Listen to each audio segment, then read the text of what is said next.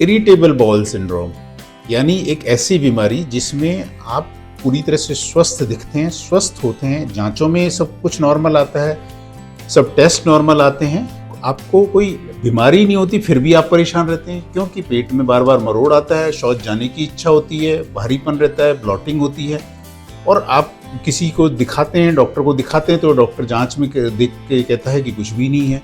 तो irritable bowel syndrome एक ऐसी बीमारी है जिसमें इस तरह की प्रॉब्लम्स होती है। हेलो, मैं doctor JP Thakuria, consultant surgeon, Vaishali hospital, Vaishali clinic.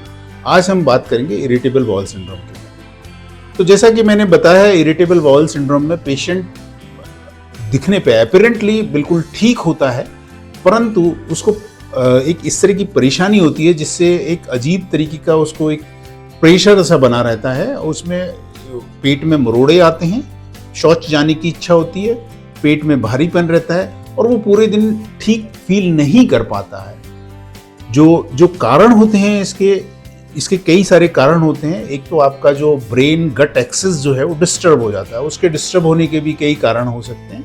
आपका खान पान ठीक नहीं होना, आपकी दैनिक दिनचर्या ठीक नहीं होना, आपका स्लीप पैटर्न ठीक नहीं होना, आपका स्ट्रेस होना, ये मुख्य कारण होते हैं। अगर आपका खान पान अच्छा हेल्दी खान पान नहीं है, आप रिच फाइबर डाइट और रिच फूड नहीं लेते हैं, जंक फूड लेते हैं, ज़्यादा स्पाइसी ऑयली फूड लेते हैं या कुछ इरिटेटिंग सब्सटेंस जैसे कॉफ़ी, कोला, अल्कोहल, स्मोकिंग ये ज़्यादा करते हैं तो उससे ये प्रॉब्लम बढ़ती है।